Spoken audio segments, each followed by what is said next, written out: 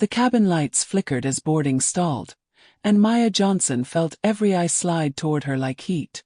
She was halfway down the airplane aisle, backpack hugged to her chest, when the man in seat 14C sighed loudly.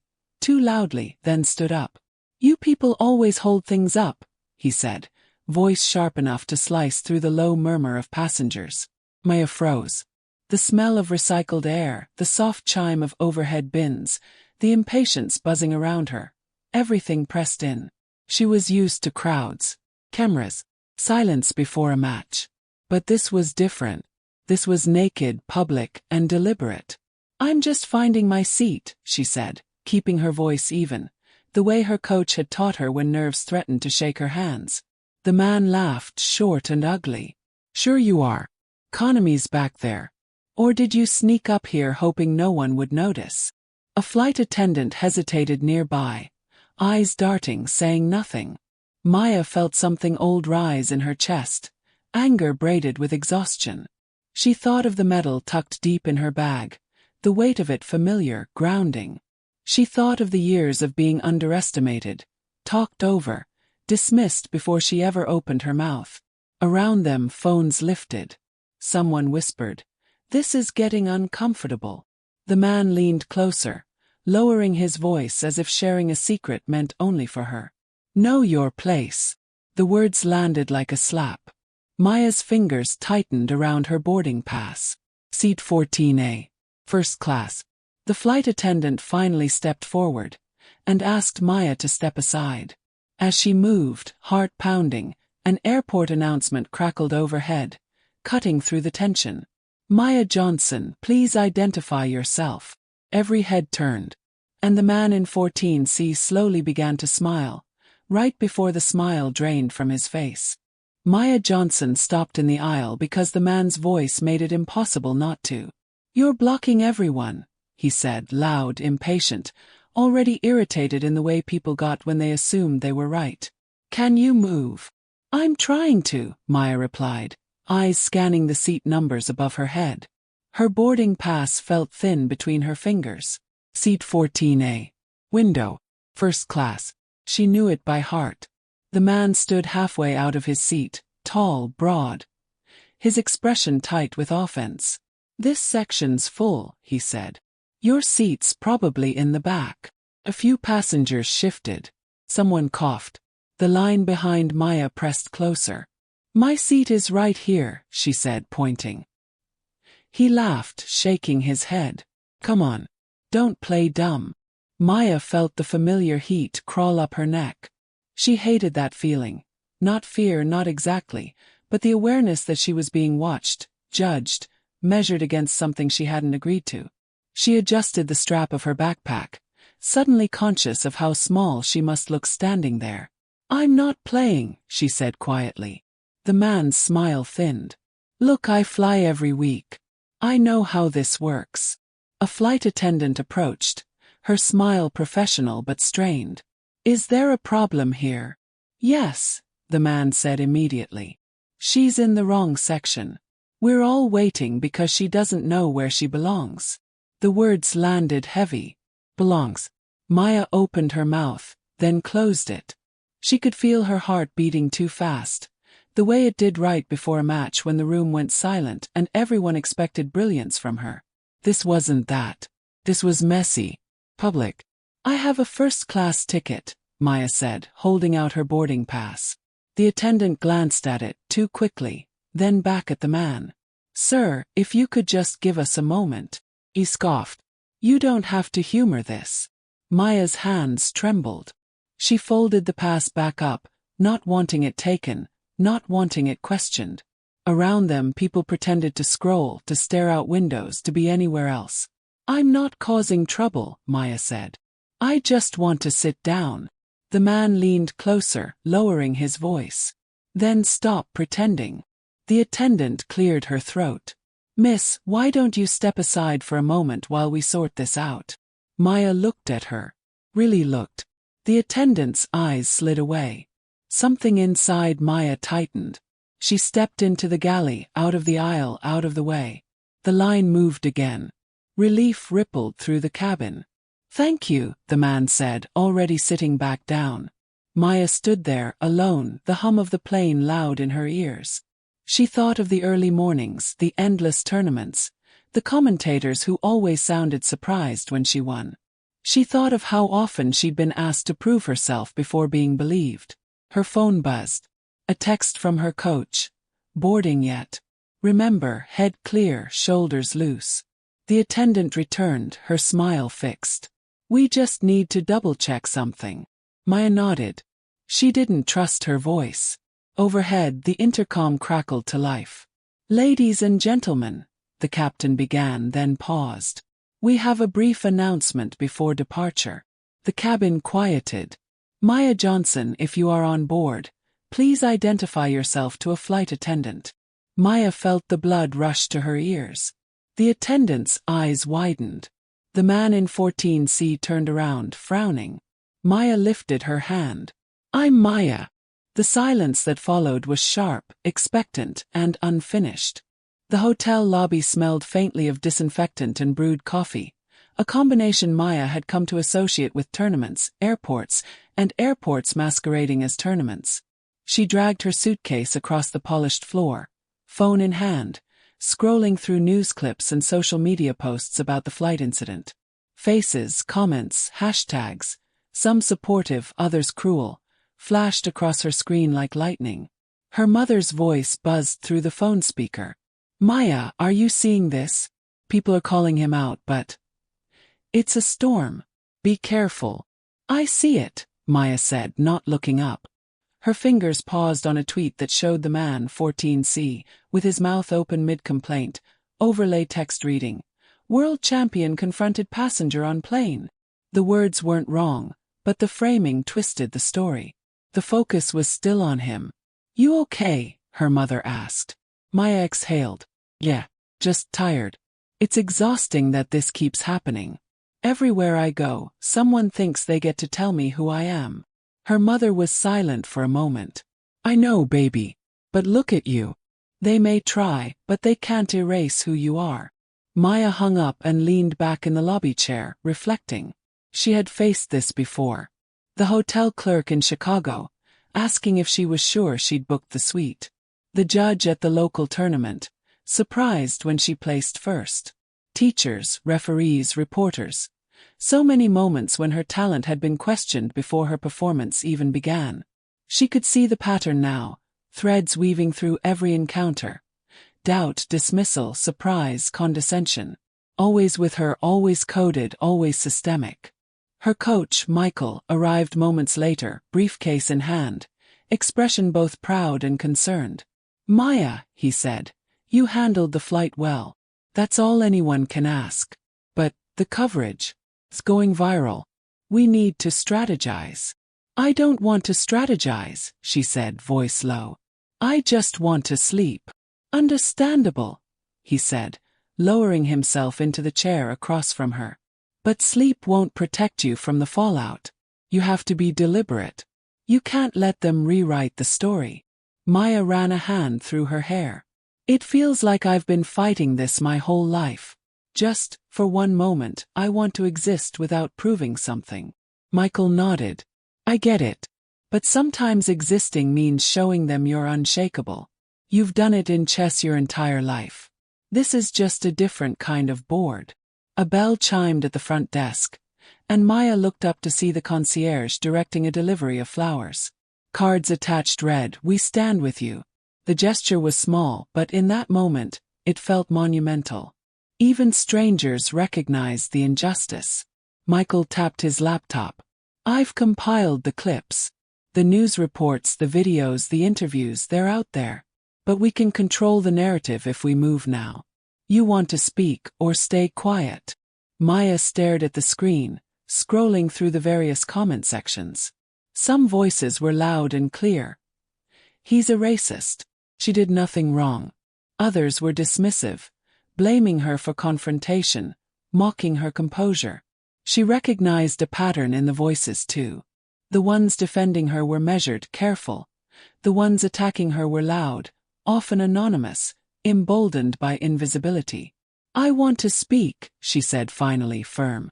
But I don't want it twisted. I want it clear. I want the story to be about the behavior, not me defending myself. Michael nodded. Good. That's smart. Controlled. Direct. Maya leaned back, letting herself sink into the chair. She thought about the man in 14C. How easily he had assumed his authority. How quickly the cabin had deferred. How institutional structures had protected him while placing her in a position of discomfort. She saw his pattern mirrored in boardrooms, courts, classrooms. The same entitlement, the same surprise at her capability. Her phone buzzed again. Another video, this one from a passenger. The confrontation from multiple angles. Captions highlighting her composure. She watched herself stand still, polite, strong, a silent force that seemed to radiate from within. You see that? Michael said. He watched with her, silent for a moment. That's you. Calm, measured, unshaken. The world will notice. I hope so, Maya whispered. I'm tired of noticing them. A knock at the lobby doors drew her attention. Reporters. Cameras. Questions she didn't yet have the energy to answer. But she noticed something in the crowd. The shift in posture when they saw her. The subtle hesitation as they realized the subject of their curiosity wasn't just a viral image, but a living, breathing individual with agency. The patterns weren't gone, but the power dynamics were shifting, just slightly. Maya knew that visibility had a cost, but it also had weight. Even the smallest ripple of recognition could become a wave, if directed with intent. Her mother's words echoed. They can't erase who you are. Maya felt that truth settle in her chest. She was tired, angry, resolved. She would not bow, not here, not ever. Michael closed his laptop, standing. All right. You rest, recharge. Tomorrow we begin the real work. Speaking out, making them accountable, not just for you, but for everyone who's ever been minimized, doubted, or dismissed. Maya exhaled slowly, feeling a flicker of purpose alongside exhaustion. The patterns were clear, the system visible, the world watching. She wasn't just a chess champion. She was a witness, a voice, and now a symbol of something larger. And somewhere deep inside, she allowed herself the smallest, most fleeting thought. Maybe this time things could be different.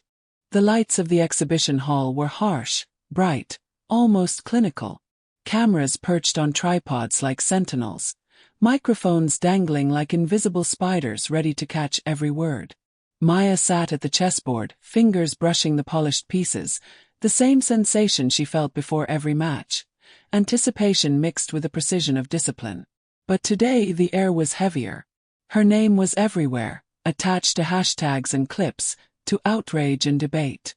Her opponent, a young prodigy from another state, smiled nervously across the board. Heard about the plane thing, he whispered. Crazy. Maya nodded. It's not the first time. Her voice was quiet but deliberate. She didn't want sympathy, didn't want the conversation to be about her pain. She wanted it about reality. The patterns, the behavior, the injustice. A reporter hovered nearby, recorder in hand. Maya, are you going to comment on the viral video before the match? She shook her head. Not now. Focus first. The cameras clicked. The audience murmured. And then the match began. Moves were exchanged. Knights and pawns slid across the board. Bishops angled, rooks lined, strategy unfolding in deliberate, calculated rhythm. Maya's mind was calm, even as the world outside the hall demanded reaction. She recognized the difference between action and reaction, control and chaos. Silence, she realized, could be a weapon. Her mother watched from the sidelines, a small notebook in hand. Michael hovered nearby, whispering reminders. Eyes on the board. Focus on the pieces. Let the rest wait. Across the hall, monitors flashed clips of the confrontation on the plane. Commentators murmured, their voices tinged with bias, subtle assumptions about her temperament, her composure. Is she intimidating? Confident? Arrogant? The questions were never neutral. Even praise carried a tinge of disbelief, a suggestion that her achievement was an anomaly rather than earned skill. A whisper came from the audience. Look at her calmness. Amazing. Yes, Michael muttered. Notice the pattern. People see strength, but they immediately qualify it. Maya captured each move, thought ahead, anticipated. Every action on the board mirrored the strategies she would need beyond it. Measured, deliberate, precise. Silence was not absence. It was preparation. Halfway through, her opponent hesitated, glancing up at the cameras and then at the clips replaying behind them. I didn't realize it was serious, he said quietly. I mean the plane. People online. Maya didn't respond. She moved a bishop diagonally, forcing his king back. Her silence was a message. Words could be withheld. Power could still be exerted. The audience leaned in. Each piece moved, each calculation deliberate, symbolic. She could almost see the parallels. One man's entitlement, the bystander's discomfort, the silent rules of public space, transposed into this battlefield of strategy and poise. After a tense hour, Maya captured her opponent's king with a quiet flick. The room erupted in polite applause, cameras buzzing, flashes bright. But her gaze didn't shift from the board. Victory was expected here, but it wasn't about validation. It was about demonstrating control in a space where control mattered. Michael exhaled. Perfect. Well done. Her mother smiled softly. Still tense. Yes, Maya said, lowering her hands. I can win here, but outside, it's different. Outside, they don't play by the rules. A reporter approached after the match. Maya, any comment on the airline's statement? She paused, considering. Statement. What statement? The airline had issued a vague apology, language designed to placate, to diffuse. She chose her words with care. The statement acknowledges what happened. But recognition is only a first step. Accountability requires action.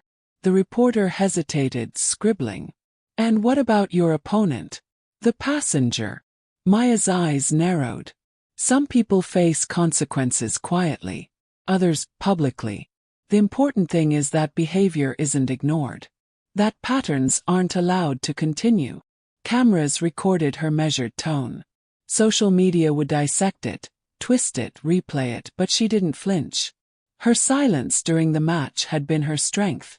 Now, her words were deliberate, calibrated, intentional. She was shaping the narrative without reacting to provocation. The evening stretched on. Interviews, handshakes, commentary segments. Each interaction tested her patience, her emotional reserves. She noticed subtle shifts. Colleagues nodding, acknowledging her authority. Fans leaving messages of support. Critics quieting, realizing their assumptions were insufficient. In a quiet moment, she looked out the hall's floor-to-ceiling windows. The city lights shimmered like a mosaic of possibilities and obstacles. The plane incident, the viral video, the social media storm. It was all part of a larger pattern she had already navigated countless times. Michael leaned in. You handled everything with strategy. Silence isn't weakness, Maya. It's power. She let herself believe that, just for a moment. The applause faded into background noise. What mattered was clarity. Her moves on the board, her measured words to the press, her ability to remain steady while the world tried to redefine her. And as the hall emptied, Maya realized the fight beyond the chessboard was only beginning. The match had been a demonstration of skill, patience, and restraint. The challenge ahead, accountability, systemic recognition, public opinion, would require all three and more. Her reflection caught in the glass. Composed, confident, unbowed. The world had seen her, but not yet fully understood her. And that was exactly the point. Tomorrow would demand strategy, endurance, and courage. But for tonight, she allowed herself a brief reprieve. A quiet, silent victory, one calculated move at a time. Maya sat in the small studio, the microphone hovering above her like a question waiting to be asked. The lights were soft, diffused, but the weight of expectation pressed down, heavier than any camera flash, any crowd applause. She adjusted the headset, her fingers brushing the metal tucked beneath her jacket. It was a grounding weight, proof of countless battles fought, victories earned, resilience tested. Okay, Maya, the producer said gently. Whenever you're ready. She inhaled. Words had always been tricky, slippery, powerful, dangerous. But today they were hers to wield. She began deliberately, voice calm, even, but edged with the fire of truth. On the flight, I was confronted because of the color of my skin, she said. It wasn't personal in the way people think. It was systemic. It was the assumption that I don't belong. That someone like me should know their place, should apologize for existing in a space they've claimed for themselves. The producer gave a small nod. Cameras rolled. Recorders hummed. She continued. I'm used to underestimation. I'm used to skepticism. I faced it on chessboards in classrooms, and even in hotels where my bookings were questioned. But today this assumption became public, became viral, and it demanded a response, not just for me, but for everyone who's ever been minimized, ignored, or dismissed. Her hands folded in her lap. She let the words settle. There was no grand flourish, no dramatic gesture, just truth. Some people might call it an overreaction, she said, soft but firm. But what's overreaction to the person who lives it every day? The stories, the subtle messages, the disbelief, they're not isolated. They're patterns, systems, and they need accountability. The sound engineer tapped her shoulder, a gentle reminder that time was limited. Maya glanced at the notes in front of her, the bullet points she had prepared. Clarity, precision, poise. Nothing more. She didn't need to justify her existence. Being a world champion, she said, doesn't protect me from prejudice. It doesn't erase the assumptions people make before they know you. But it does give me a platform to speak, and to demand attention where it's due. The producer murmured encouragement. The camera operators leaned in, capturing her steady gaze. Maya's words were deliberate, each syllable carrying the weight of her experiences. I've decided to go on record because silence is a luxury I can't afford, she continued. Not when systems excuse behavior, not when bystanders look away, not when institutions fail to act. Speaking is not about revenge. It's about clarity, truth, and responsibility. The interview moved to questions. One journalist asked about the passenger in 14C. Maya didn't rise to bait. She responded carefully, measured, truthful. He acted as many do, she said. Assuming entitlement, believing the world owes him respect simply for existing. Accountability isn't about shaming. It's about ensuring behavior has consequences. That's what I hope will happen here. The producer called time. Lights dimmed. Maya exhaled, letting her chest rise and fall with the relief of release. The interview would air tonight. Clips would circulate, analyzed, replayed, shared.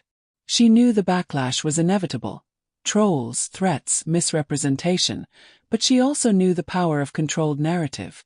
Back in her hotel room, she scrolled through the early responses. Tweets of support, messages from fans, parents thanking her for speaking out. And, predictably, vitriol. She's making a mountain out of a molehill, one comment read. Why does everything have to be about race? Another. She's lucky he didn't hit her. Crybabies everywhere.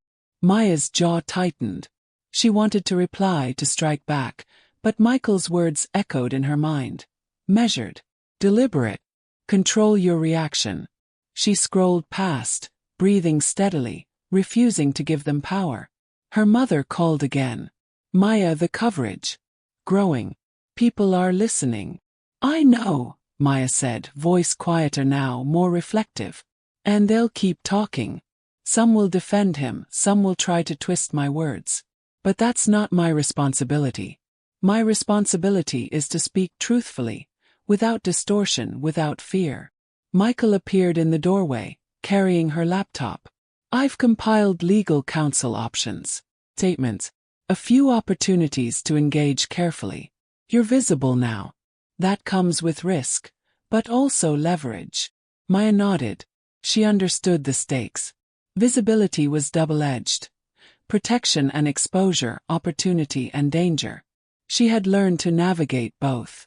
I don't want this to define me, she said, voice steady. But I also can't ignore it. Not for me. Not for anyone else who's ever been told they don't belong.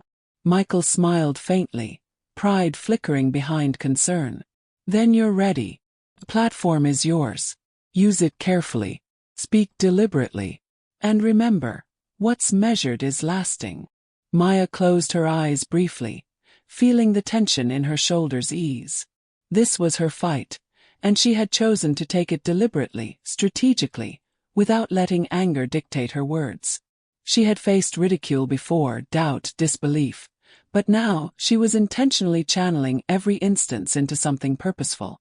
The medal in her bag gleamed faintly under the hotel lamp. She touched it lightly, letting it anchor her, a reminder of the battles already won, the resilience already earned, and the voice she now wielded with deliberate precision. Outside her window, city lights shimmered against the dark sky. She imagined them like the eyes of a world finally paying attention, watching not just the viral clip but the person behind it. Tomorrow the responses would come. The airline might shift, statements could be released, and 14C might scramble to protect his reputation. But tonight Maya had spoken. Her words were recorded. Her truth was out there. And for the first time in a long time she felt, not relief, but the quiet, empowering satisfaction of action taken, deliberately without compromise. And she knew, with a steady certainty, that this was just the beginning. The conference room smelled of polished wood and recycled air. Maya sat at one end of the long table, flanked by Michael and the civil rights attorney they had retained. Across from them, a lawyer representing the airline and a representative from 14CS company tried to appear casual, though the tension in the room betrayed them. The cameras weren't rolling here, but Maya could feel the weight of invisible eyes. The public, the press, the thousands who had seen the viral clip. "Let's begin," the attorney said, opening a thick folder of documents. "We want to resolve this efficiently. Our client acknowledges the incident caused distress, and we're prepared to address it." Maya's jaw tightened. Address it how? The lawyer adjusted his tie. Through a formal apology, a review of procedures, perhaps a settlement. "We're hoping to avoid public escalation." Michael leaned forward. "You mean a quiet cover-up? Without accountability? This becomes a non-issue for you and the man in 14C, while the harm persists for Maya and the passengers who witnessed it." The room seemed to hold its breath. Maya spoke, her voice calm but unwavering. "This isn't about optics. It's about responsibility. The passenger made a public display rooted in bias, and you, as institutions, allowed it. I expect acknowledgement and corrective action, not performative gestures." The airline representative frowned. "We've already issued a statement. We handled it." Maya's eyes narrowed. "A vague statement does not constitute handling. My name was called on the plane publicly for what? For existing in a seat I paid for. That's not handled. That's ignored." The legal team shifted uncomfortably. 14CS company representative cleared his throat. "Our employee regrets the incident. We're reviewing internal conduct policies. That should suffice." Maya's voice rose slightly, measured but firm. "Regret is not the same as accountability. Consequences must exist. Systems must change so this doesn't happen again." Silence filled the room. The lawyer finally spoke. "And what are your demands?" An official written apology from the passenger, acknowledged and circulated to the relevant parties. A review of airline training protocols for discrimination and de-escalation. And transparency in any internal proceedings at his company that address this behavior. The airline lawyer exhaled. "That's extensive." "It's necessary," Maya said. "You have power. Power to act. Power to enforce rules that protect passengers, to prevent harm. Using that power responsibly isn't optional." Across the table, 14C shifted, glancing down at his hands. His composure was cracking, no longer a man defending entitlement, but one aware of scrutiny. He opened his mouth then closed it. Words failed him in the face of deliberate articulation and unflinching visibility. The civil rights attorney spoke. "We're not here to punish arbitrarily. We're here to ensure that misconduct has consequences. Maya has endured this behavior long enough. She deserves redress, not silence." Michael added. "And the precedent matters. If this goes unchallenged, someone else will be next." 14CS company lawyer cleared his throat. "We are willing to cooperate in reviewing internal protocols, but public exposure isn't our preference." Maya leaned forward slightly. "This isn't about preference. It's about justice. And justice is public when wrongdoing occurs publicly." The conversation moved into procedural territory. Depositions, internal audits, HR meetings. Every phrase was dissected, every nuance of language measured. Maya listened carefully, noting the subtle attempts to shift blame, to minimize the incident, to render her reaction inconvenient. Hours passed. The airline's attorney scribbled notes. 14C fidgeted, occasionally muttering under his breath. Maya remained composed, her silence as potent as her words had been in interviews and on the chessboard. Finally, the civil rights attorney summarized. "We expect written timelines for compliance, written statements acknowledging fault, and a transparent process. Anything less will be considered insufficient." Maya's right to speak publicly about this incident remains intact. The airline lawyer hesitated, then nodded. "We will provide documentation. We aim to cooperate fully." Maya exhaled slowly. It wasn't over. Not yet. The wheels of bureaucracy moved slowly, deliberately, often frustratingly. But the room's atmosphere had shifted. The passenger who had shouted at her on the plane no longer had the authority to define the narrative. The system, imperfect as it was, had turned its gaze in her favor. After the meeting, Maya and Michael walked to the elevator. Outside, the city hummed with life, indifferent but visible. "You did well in there," Michael said. "Controlled, deliberate. They couldn't interrupt your focus." Maya nodded. "It's strange. I feel victorious but also drained. There's so much work left to do." "That's always the case," he said. "Justice isn't neat. It's a process." Her phone buzzed. Messages from supporters, journalists, and advocates poured in. Some offered praise, others sought comment. Many asked how she managed composure under pressure. She scrolled, allowing herself a quiet satisfaction. The truth was out. Her voice had reached beyond the cabin of a plane, beyond a hotel lobby, into systems that had previously ignored her. But Maya also felt the weight, the cost of visibility. Threats, scrutiny, endless questions. The balance between exposure and safety, between speaking truth and surviving the backlash. It was heavier than any medal she had ever carried. She paused, looking out at the streets below, city lights reflecting in puddles from a recent rain. Patterns she had observed all her life were shifting. Institutions that once protected privilege and ignored harm were now accountable, at least partially. She allowed herself to hope, but cautiously, knowing that systemic change required vigilance, persistence, and strategy. "Tomorrow," Michael said, "we follow up, ensure timelines are met, statements are clear, your rights protected, visibility maintained."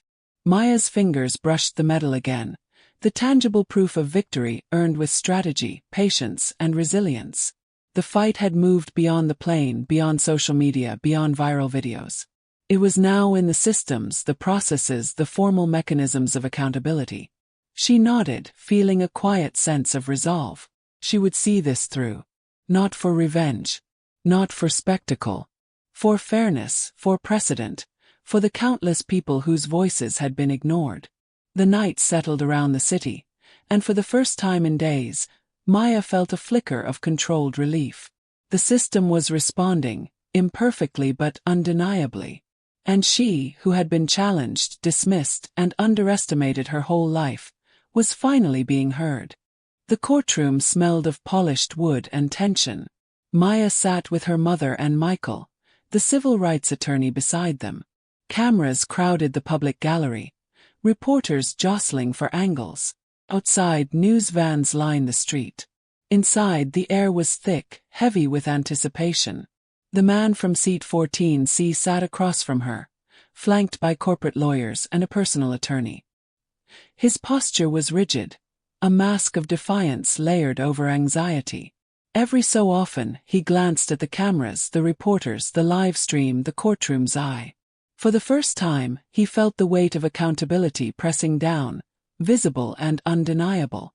Maya adjusted the folds of her jacket, resting her hands in her lap.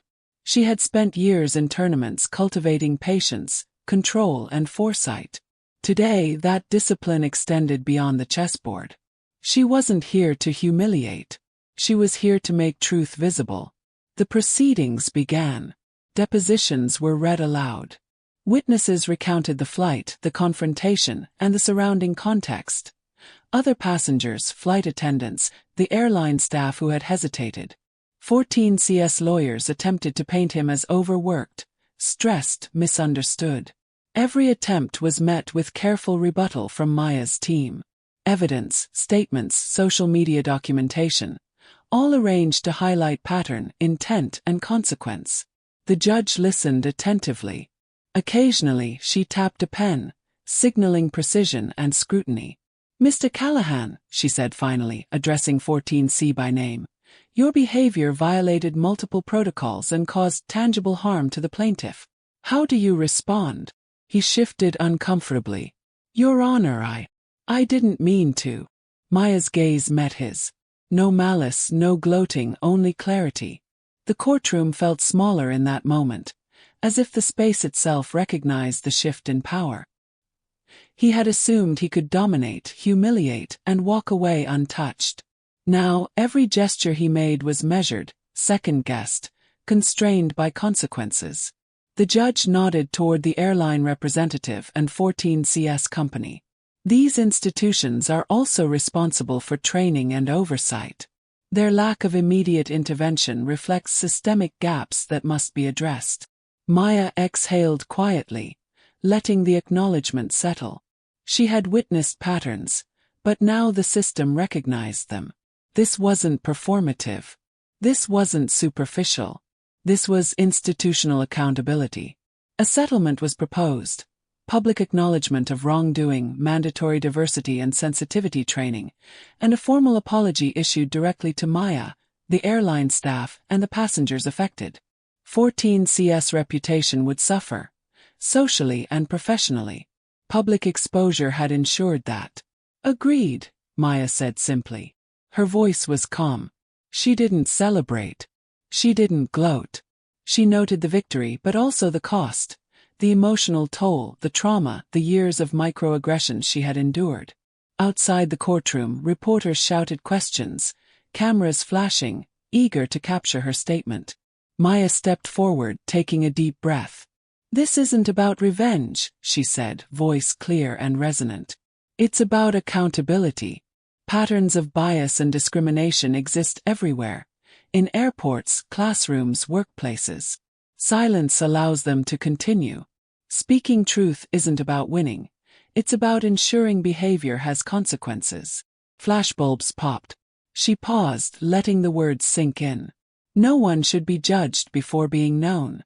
No one should be made invisible because of skin color, gender, or status. Today the system acted. That's progress, not closure. The work continues. Her words were precise, measured, and intentional. The public record of a life shaped by resilience and strategy. The cameras captured her composure. The reporters scribbled, the public watched. The man from seat 14C emerged moments later, escorted quietly, his lawyers whispering behind him. For the first time, he moved without the illusion of control. No sneer, no entitlement, only the weight of exposure, scrutiny, and consequence. Back in her hotel, Maya sat quietly, letting the adrenaline fade. Her mother rested a hand on her shoulder. "You did what needed to be done," she said softly. "You were heard." Maya nodded. Victory wasn't thrilling. It was quiet. It was deliberate. It was strategic. The emotional cost was still there. Anger, exhaustion, the lingering awareness that even when systems act, the trauma doesn't vanish. But so was the power of being recognized, validated, and respected. Michael joined her, laptop in hand.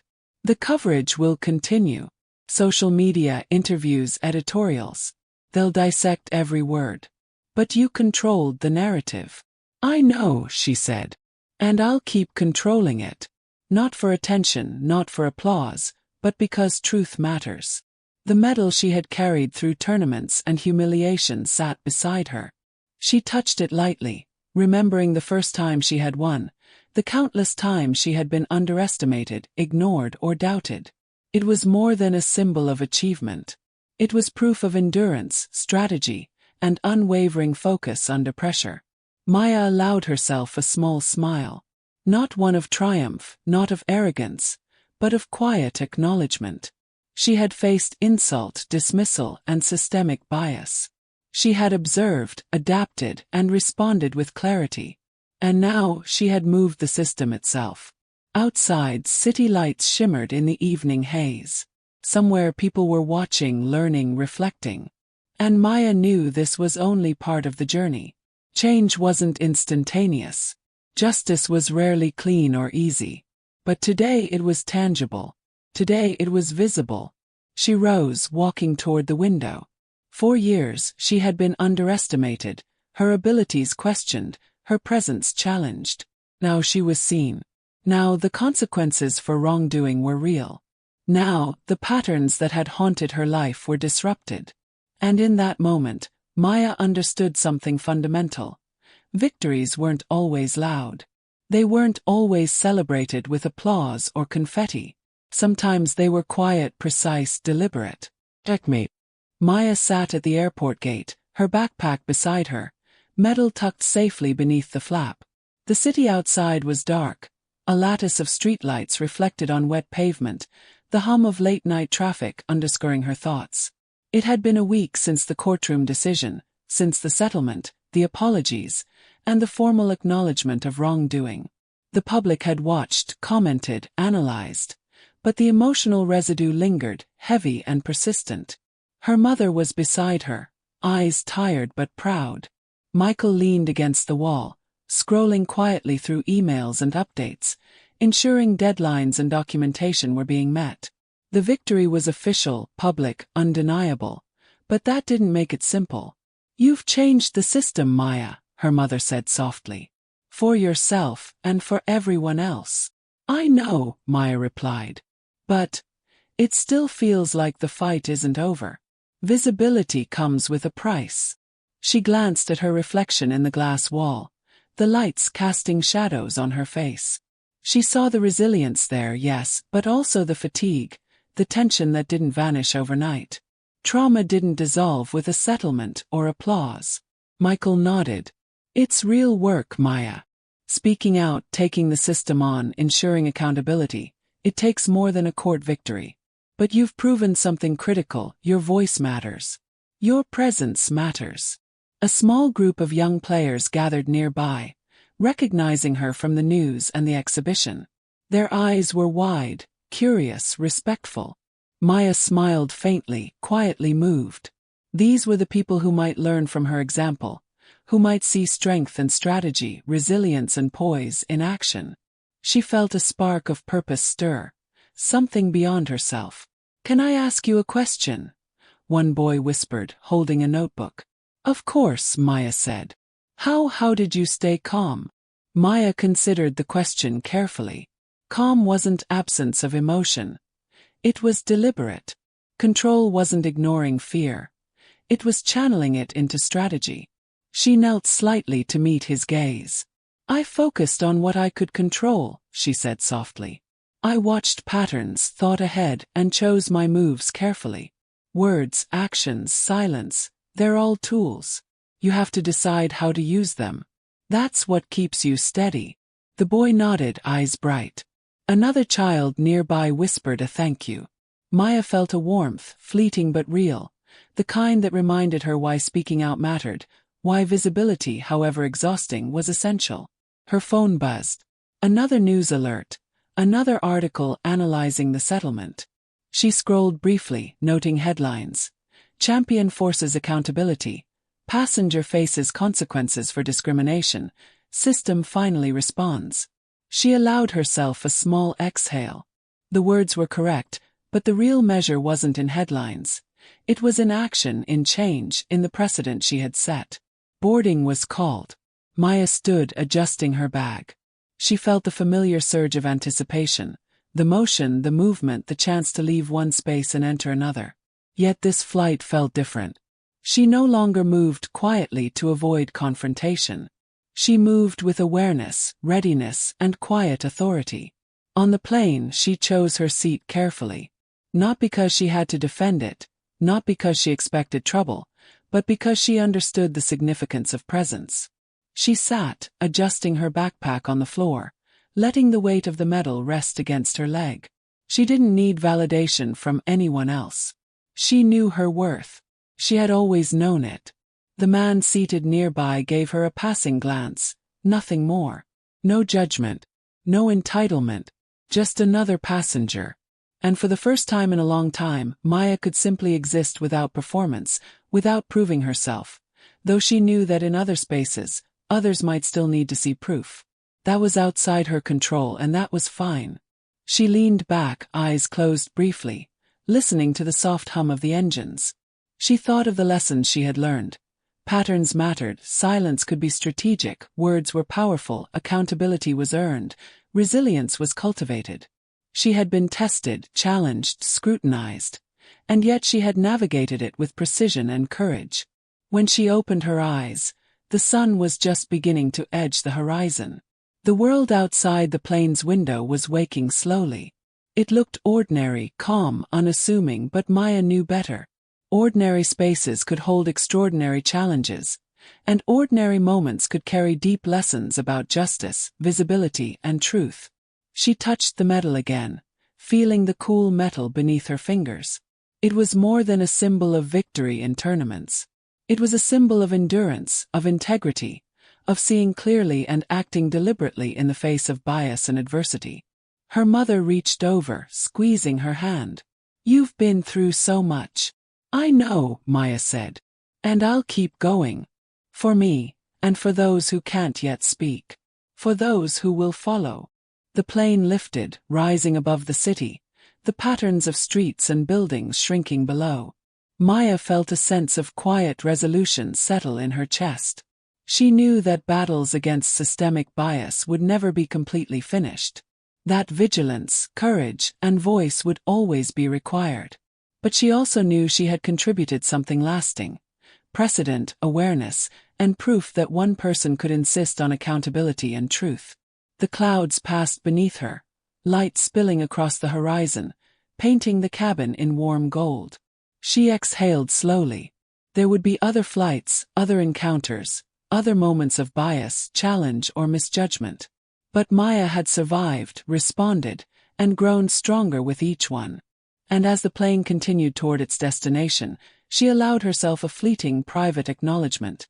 She had endured, she had prevailed, and though the applause was over, the work and the purpose remained, and she was ready. The journey wasn't over. But Maya, at last, felt unshakable. The morning after the courtroom verdict, Maya woke to a storm of notifications. Her phone buzzed incessantly. Emails from journalists, DMs from fans, messages from her coach, and dozens of news outlets tagging her name. She blinked against the harsh light of the screen, feeling a familiar cocktail of fatigue and focus. Even after the official apology, the aftermath had begun. Waves radiating outward from her confrontation on the plane. Michael leaned over her shoulder, scanning the notifications. "This is what visibility looks like," he said. "It's exhausting, but it's effective." Maya swiped through social media. Headlines screamed, "World Champion Forces Accountability, Passenger Faces Career Fallout, Airline Implements Bias Training." Some comments praised her courage. Others tried to belittle her calm, measured response. A few criticized her for making the incident public, as if enduring humiliation silently was preferable. She scrolled past. Opinions didn't define her. Only the facts mattered. 14CS company had placed him on administrative leave pending further review. The airline had instituted mandatory sensitivity and de-escalation workshops. Reports suggested several passengers had filed statements of support, creating additional pressure for systemic reform. Maya's chest tightened, not from pride, but from recognition of the magnitude. Change was slow, complex, and imperfect, but it had begun. She had forced the system to respond, and the ripple effects were undeniable. Later that afternoon, she attended a press conference organized by her legal team. Cameras surrounded her, microphones extended, journalists scribbling rapidly. She stood on a small platform, metal glinting under the lights, and addressed the room with deliberate precision. "Today isn't about me," she said. "It's about accountability. The consequences of prejudice extend far beyond a single moment. When institutions act responsibly, they protect not only the individuals involved, but countless others who may be silenced or dismissed." A reporter shouted a question. "What do you hope will happen to 14C?" Maya paused. She could have unleashed anger, scorn, or sharp condemnation, but she didn't. Her calm was deliberate. "Consequences are not about personal vengeance," she said. "They are about correction and accountability. He must understand the impact of his actions, and systems must ensure that this behavior does not repeat." Flashbulbs popped. Her voice was steady, her posture composed, and her message clear. She didn't need dramatics. The truth itself carried weight. After the conference, Maya retreated to a quieter corner, letting herself breathe. The crowd's applause had been polite, the cameras relentless, but the internal work, the processing of fear, anger, and exhaustion, remained private. She touched the medal in her bag, a small anchor amid the storm of public attention. Her mother joined her, carrying coffee. "You've done more than most could imagine," she said softly. "People are watching. Institutions are reacting. You've set a precedent." Maya nodded, but her mind was already elsewhere. The patterns she had studied her whole life, bias, entitlement, systemic failure, were still out there. The change had begun, but it was fragile. "Yes," she said. "But it's not enough. Awareness is only the first step. Sustained action is what matters." Even as she spoke, she noticed subtle shifts in her surroundings. Airline staff members were being interviewed, colleagues of 14C were scrutinizing internal policies, and social media influencers debated the ethics of public accountability. Each conversation, each ripple, was a testament to the reach of her measured action. Meanwhile, 14CS name circulated in professional circles, whispers of misconduct accompanying him wherever he went. Reputation, once assumed untouchable, now carried consequences. He could no longer rely on entitlement or ignorance as shields. Maya hadn't humiliated him for spectacle. She had exposed systemic patterns that allowed such behavior to thrive, and he was facing the fallout. By evening, Maya returned to the quiet of her hotel room. She opened her laptop to see coverage compiled from across the country. Editorials praised her composure and clarity. Some commentators analyzed the systemic failures highlighted by the incident, proposing reforms. Others criticized the public exposure, arguing for silence and forgiveness, but those voices were increasingly marginalized in the broader discussion. She allowed herself a private smile, not of triumph but of clarity. She had acted with strategy, patience, and moral conviction. The consequences for 14C were unfolding naturally. The system was shifting, and public attention had forced institutions to reckon with bias in ways they might not have voluntarily chosen. Her mother placed a hand on her shoulder. "Rest tonight," she said. "Tomorrow is another day, but you've earned this moment." Maya leaned back, closing her eyes. The applause, the news, the social commentary, they were external. What mattered was the inner sense of agency she had cultivated over years of discipline, experience, and resilience. She had faced bias, insult, and systemic failure, and she had responded deliberately. The next morning, she would continue her training, her competitions, her speaking engagements. But for tonight, she allowed herself to acknowledge the impact. She had disrupted a pattern, held power accountable, and provided a visible example of courage under pressure. And somewhere deep inside, she knew the most important victories were still private. The strength to remain composed when provoked, the wisdom to act strategically, and the determination to ensure that her experiences could protect and inspire others. As she lay down, the city outside still buzzing, she felt a quiet satisfaction. The reverberations of her actions would continue long after this moment. The fight for fairness, visibility, and justice was ongoing, but she had proven that one voice, deliberate and unwavering, could create lasting change. The auditorium was buzzing with anticipation, filled with young players, parents, journalists, and advocates. Maya stood backstage, fingers brushing the polished wood of her medal case. The air was electric, the kind of energy that precedes something meaningful. Not just a speech, not just a demonstration, but a statement of values and endurance. Her mother squeezed her hand. "Look how far you've come," she whispered. "Not just for you, but for everyone watching." Maya exhaled slowly, absorbing the weight of those words. The journey from that day on the plane, 14C's outburst, the viral video, the courtroom proceedings, the public statements, had been exhausting. Emotional cost had accompanied every victory, every carefully chosen word, every moment of measured silence. And yet, here she was, still standing, still deliberate, still unbowed. "Ready?" Michael asked. "I am," Maya said, voice steady. She stepped onto the stage, the lights illuminating her, the audience quieting in anticipation. Cameras caught the moment, live feeds transmitted across social media, capturing the scene for countless viewers who had followed her journey from a viral confrontation to systemic accountability.